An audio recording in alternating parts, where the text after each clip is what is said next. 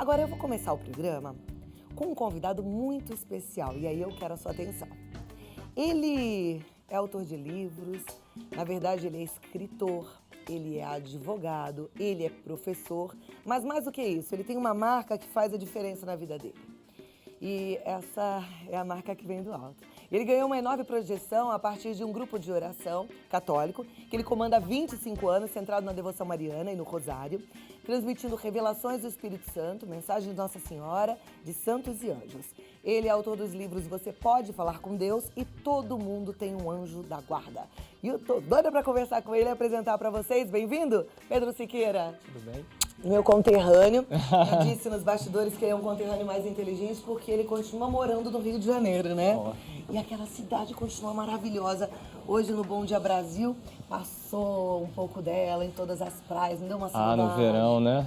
Pena que a gente sabe a situação que o Rio de Janeiro anda enfrentando, né? Precisa Política financeira. melhorar. Precisa melhorar. Muito. Você acredita no poder da oração para melhorar e transformar uma cidade, um país? Sim. Então, nos nossos grupos de oração, onde a gente vai, a gente reza pela nossa paróquia, pela nossa cidade e pelo país, pelo Brasil. Todo grupo de oração. E você crê? Creio que poder pode da oração. sim. Tudo pode ser modificado pela força da oração. Então, acredito que sim. Eu gosto da palavra oração, que ela me sugere o orar, mas me sugere ação, né? E eu sei que você é um homem de ação. Não à toa, você já tem 2 livros escritos, sei que você é líder do seu grupo de oração, mas também faz palestras e fala sobre o que você viveu. Conta pra gente um pouquinho da sua experiência. Pois é, eu comecei assim muito novo na frente do grupo de oração, com 20 anos por aí. Justamente passando as mensagens para as pessoas, né? A gente sempre, o grupo centrado no terço, então durante a oração do terço, claro, a gente canta, a gente lê a Bíblia, a palavra, né? Mas sempre durante a oração do terço, aí vem as mensagens de Nossa Senhora, dos santos, dos anjos, e isso é que fez aquela reunião ficar tão popular e chamar tanta atenção. Essas reuniões, elas acontecem no Rio de Janeiro com que frequência? Não, hoje em dia, Nossa Senhora me deu uma ordem, já tem algum tempo, que eu fosse pelo Brasil afora, e eu não sabia nem como isso ia acontecer, e eu comecei a receber convites. Então, hoje o grupo acontece pelo Brasil todo. Ah, então ele saiu do Rio, então hoje Saiu você do está Rio, espalhado. também para fora, Paraguai e tudo. Então, hoje eu vou rezando nas cidades. Por exemplo, aqui em São Paulo, vai ser dia 28 de janeiro, 15 horas da tarde, no Santuário da Mãe dos Aflitos, lá em Santo Amaro. Então, a próxima reunião que nós vamos ter é essa, do dia 28 de janeiro, aqui em São Paulo, em Santo Amaro, na Mãe dos Aflitos. Pedro, a gente chega perto das histórias, conhece as histórias dos 3 pastorinhos, por exemplo, que tiveram um contato, do índio lá em Guadalupe, mas quando a gente está do lado de alguém que está aqui vivendo os dias de hoje, que tem esse contato e que viu e que recebeu essa mensagem, é interessante, é curioso e a gente quer saber mais. Como é que é esse contato? Como é que foi a sua primeiro contato, a primeira revelação? Bom, a primeira vez assim que eu já vi aquela luz que se aproximava, né, quando nós rezávamos, veio uma luz intensa. Mas a primeira vez que eu me recordo de tê-la visto, né, de tê-la visto assim com os meus olhos, foi durante um retiro que eu fazia até no interior de São Paulo e eu a vi no céu. É como se abrisse uma janela no céu e lá dentro ela estava. Então ela estava toda de azul lá dentro no céu. E isso começou a acontecer com muita frequência. Então todo o grupo de oração nós começamos a rezar. E então o que acontece? Na igreja, como se abrisse no teto da igreja uma tela. E lá está ela com seus anjos. A diferença que acontece é que ela permanece ali, como se eu pudesse vê-la onde ela está, e ela nos vendo de onde ela está, e essa luz interagisse. Então vem uma luz dourada e às vezes um pouco azulada, muito forte, que vai cobrindo todo mundo naquele lugar e cria aquela atmosfera, e isso as pessoas sentem na pele, né? Sentem, humanamente falando, nos seus sentidos. E alguns fenômenos que acontecem, pessoas que nunca viram nada, acabam vendo alguma coisa e tal. Você já tinha tido algum fenômeno anterior a esse? Sim, desde criança, né? Desde que eu comecei a falar e falava para minha mãe o que estava se passando. E tinham também fenômenos ruins no apartamento onde eu fui criado, porque algumas criaturas demoníacas mexiam muito no meu berço. Então, meu berço andava, as janelas batiam, as portas Esse berço batiam. andar, essa janela bater, isso era percebido pela sua mãe e pelas pessoas que estavam na Pela sua minha casa? mãe, pelo meu pai, minha babá, as pessoas que estavam lá. Isso apavorava as pessoas, né? Então, as pessoas tinham muito medo de estar ali perto daquela criança por causa desses fenômenos.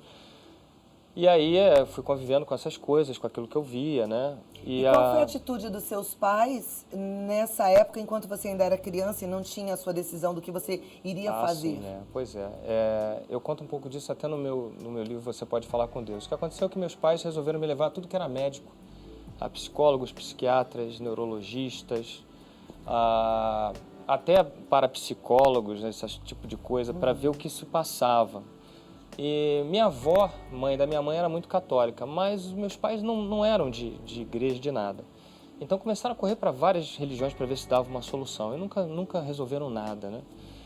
Então a providência que a minha mãe tomou foi dizer para mim que eu tinha que ficar quieto, que eu não podia falar o que eu via e que de preferência nada se movesse ao meu redor. O que você via? Tirando os episódios que você já contou, do berço balançar, Sim. o que você via? Que Eu você olhava, lembra? por exemplo, para uma pessoa e às vezes me vinha a imagem do que iria se passar com aquela pessoa. E eu falava, era criança, eu dizia, olha, estou vendo tal coisa, e aquilo acontecia. Então isso causava Você era uma criança pequenininha? 5, 6 anos, né? Isso te assustava? Não, quando eu via essas coisas eu simplesmente falava, era o impulso que eu tinha de criança. Então minha mãe fala, não fala para ninguém essas coisas, fica quieto, qualquer coisa você fala comigo, mas não fala para as pessoas. O que os médicos falavam? Então os médicos não acharam nada. Nenhum deles me pesquisaram, me viraram e não acharam nada. E um grande neurologista na época, se não me engano, ele era professor lá no Rio de Janeiro, foi ele que acabou com essa via crucis de médicos. Porque ele chegou para minha mãe e disse, olha, esse menino não tem nada, a senhora está incomodando muito a infância dele, a senhora pare com isso, deixe o garoto viver. Essas coisas acontecem, deixe o garoto viver. Não sabemos explicar, mas também deixa ele viver. E aí ela parou. Então nesse momento ela falou, olha, não tem o que fazer, né? Mas ela me tolhia nesse sentido de não falar. Então eu tinha assim com quem falar, era o meu avô, pai dela, que entendia dessas coisas, eu podia falar com ele abertamente, a gente conversava um pouco. Mas com o resto não. Às vezes falava alguma coisa pro meu pai, mas sentia que ele tinha muito medo. Meu pai tinha muito medo. Então também... Você tem irmãos? Eu tenho 2 irmãos. E seus irmãos também têm esse tipo de... Meus irmãos têm outro tipo de sensibilidade, mas tem algum também. Tem alguma sensibilidade? Sim. E tinha uma vantagem, como eu sou o mais velho e eles foram criados comigo, eles não tinham nenhum medo de nenhum tipo de fenômeno. Isso é curioso, porque os adultos morriam de medo quando as coisas se moviam e tal. Eles, crianças, ficavam tranquilos, sempre. As coisas ainda se movem na sua casa? Não. Eventualmente, a última vez que teve um incidente desse, foi até na casa da minha mãe, nós fomos fazer um grupo de oração, a gente já... E quando começamos a rezar, todas as luzes da casa dela estouraram. Pela sala, num caminho, assim, até dentro. Ela ficou muito brava, né? Ela me olhou assim, mas aí ela não falou nada. Ela ficou quieta e eu olhei para ela, tinha outras pessoas lá, né? Que você vai falar o quê, né? E as pessoas ficaram um pouco assustadas, mas a gente, como se nada tivesse acontecendo, vamos continuar. Porque não há o que fazer, mas eu sempre peço, por exemplo, ao meu anjo da guarda, que não aconteça nenhum tipo de fenômeno físico. As pessoas ficam muito impressionadas, têm muito medo. Né? Esses fenômenos, de alguma forma, eles podem e edificam a tua própria vida e a vida das outras pessoas? Olha, sinceramente, eu peço justamente para que não haja nada, porque para mim esses fenômenos não dizem nada. Eu tenho certeza absoluta da presença de Deus, eu vejo o que está acontecendo, então para mim... E eu acho que para as outras pessoas não é saudável. Não, de edificar, de fazer a vida das pessoas melhor, uma vez que você tem um contato direto. Eu acho que as mensagens sim, mas certos fenômenos não. Tem um outro fenômeno, vou lhe dar um exemplo. Santuário de Fátima, quando eu fui pela primeira vez com a minha esposa, em 2007 por aí, nós estávamos entrando no bosque ali em Valinhos, onde eu gosto de rezar, na verdade lá. Eu não sou muito fã da estrutura do santuário, mas eu gosto demais do bosque, que é o lugar onde mais aparições, né? Nós tivemos e onde o anjo, na Loca do Cabeço, apareceu, o anjo de Portugal. Então ali é um lugar que eu gosto de rezar. Então chegando lá, quando nós chegamos lá, eu vi Nossa Senhora no alto, lá em cima do bosque, e ela me disse, olha para o sol. E eu falei para ele, engraçado, olhar para o sol. E quando eu olhei para o sol começou a girar, mudar de cor, fez uma forma de um arco. Foi um fenômeno bonito. E quando eu voltei, eu contei isso para o meu diretor espiritual, o Frei Juan Antônio, né?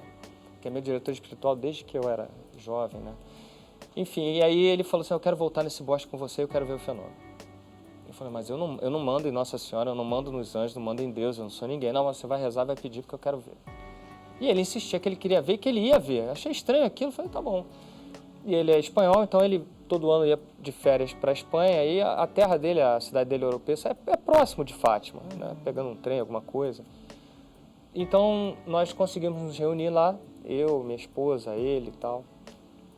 E aí ele vinha insistindo. Quando ele chegou, ele falou, eu quero ir nesse bosque, quero ver isso. E nós íamos rezando, fazendo a via sacra e tal, e de repente o meu anjo da guarda falou, diga para ele que quando for meio-dia, você vai chegar lá, vai olhar, vai ficar em frente à imagem da aparição dela, que é uma imagem do dia 19 de agosto, dia do aniversário dele, ele nasceu, meu filho e ele nasceram no mesmo dia, 19 de agosto. E tem uma imagem linda, a imagem mais bonita que eu já vi de Nossa Senhora na minha vida está lá, no alto do bosque. Então nós chegamos lá em frente e ele falou, não, como é que eu vou olhar para o sol meio-dia? Sol brutal, era um sol terrível. Ele falou, não sei, ela falou pra gente olhar. E aí ele começou a olhar, ele falou, tem alguma coisa de estranho, porque eu consigo olhar e não sinto nenhum tipo de desconforto. E aí ele começou a ver, ele falou, olha, o sol tá mudando de cor, ele tá se mexendo, o sol tá dançando e mudando de forma. Aí ele começou a gargalhar muito alto, ele começou a rir. E ele não parava de rir, gargalhar e falava assim, não acredito no que eu tô vendo. O desejo dele foi atendido, foi então atendido. era o que ele queria. Esse Agora, é um fenômeno que constrói, que é bom. O que você acha que leva, por exemplo, a ser atendido um pedido como esse, com tantas coisas acontecendo no nosso planeta, porque isso é um questionamento meu. Eu olho e falo, tanta gente sofrendo, Sim. tanta gente precisando de cuidado, de água, de chuva, e de repente, ali, o céu para e atende o desejo pessoal? Isso, talvez. pessoal. É. Porque ele é um filho muito amado, um grande missionário. Ele saiu da terra dele com 24 anos, quando ele se sagrou padre, sem falar a língua, jogaram ele na Amazônia. Perdeu amigos em naufrágios, um homem de vida muito, muito sofrida, um homem missionário de verdade. Mas aí a gente, ouvindo você falar assim, dá uma sensação de que Deus escolhe os filhos, esse é o mais querido, esse é o menos querido. Olha, eu vou lhe dizer uma Será? coisa, eu acho que ele escolhe, por exemplo, Padre Juarez. Como ele foi esse chamado? É Então, não há dúvida. Esse homem, como ele foi chamado? Então, os sacerdotes são, de fato, os filhos prediletos de Nossa Senhora. É por isso.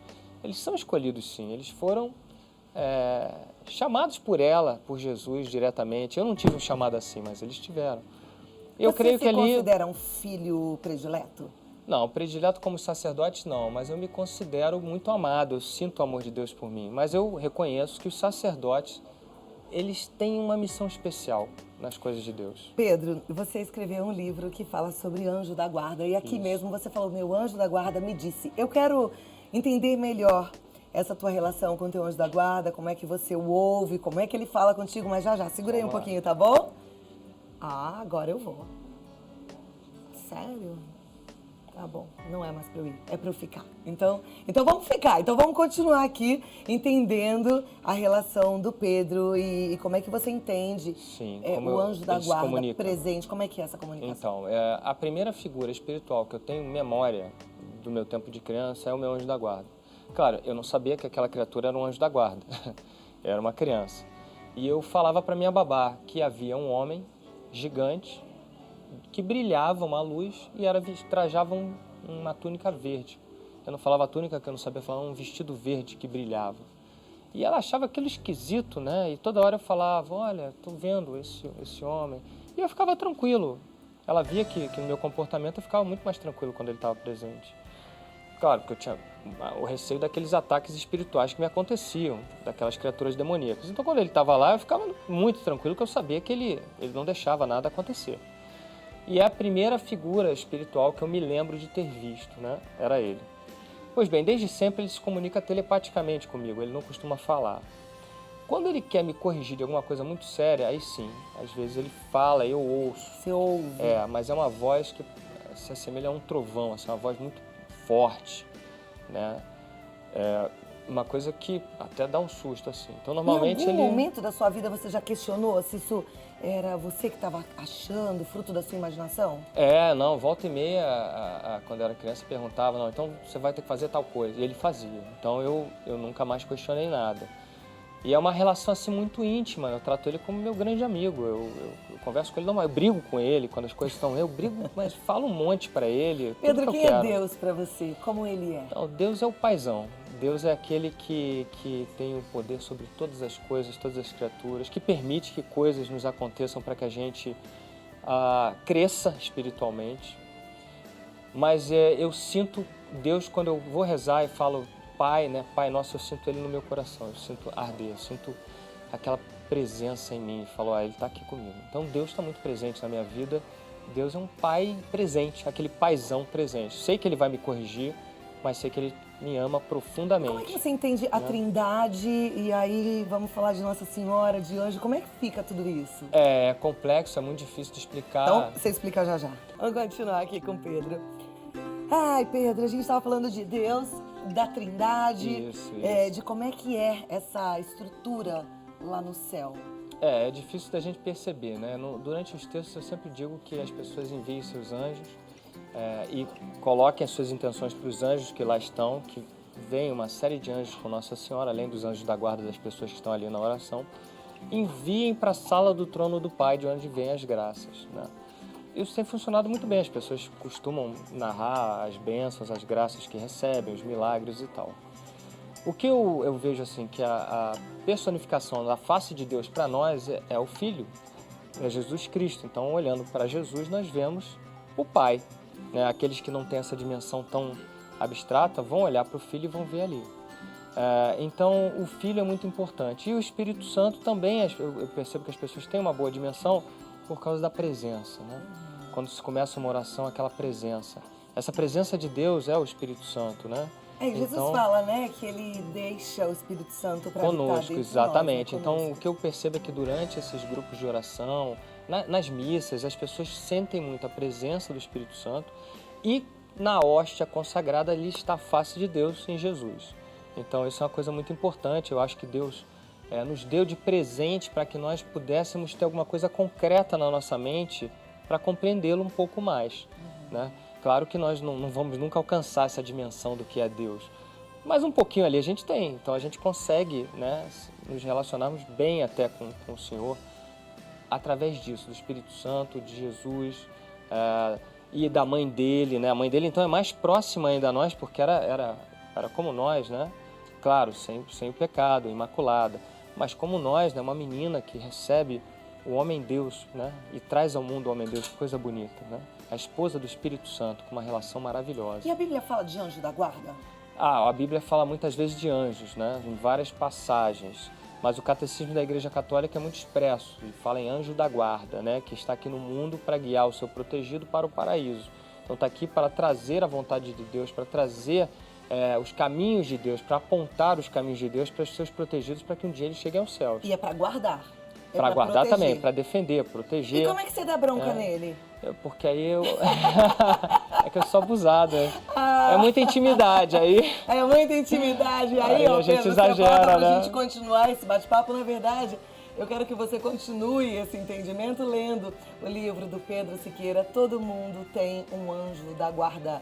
Ele está à venda em todas as livrarias. Qualquer livraria, sim, do Brasil Todo mundo afora. tem um anjo da guarda. É o segundo livro do Pedro. Primeiro, você pode falar com Deus. E tá aí, para edificar, né? Se Deus quiser. E deixar a gente mais tranquilo, menos ansioso. Obrigada, Amém. Pedro. Obrigado, eu que E o agradeço. contato é www.essestante.com.br, o Facebook do Pedro, figura pública Pedro Siqueira, e tem também o da editora Sextante, tá bom? Tá Até ótimo. a próxima, Muito tô te esperando obrigado, então pra muito gente obrigado. conversar mais e aprender Obrigado. mais Obrigado por receber. sobre as tuas experiências, tá bom? Obrigado. Obrigada.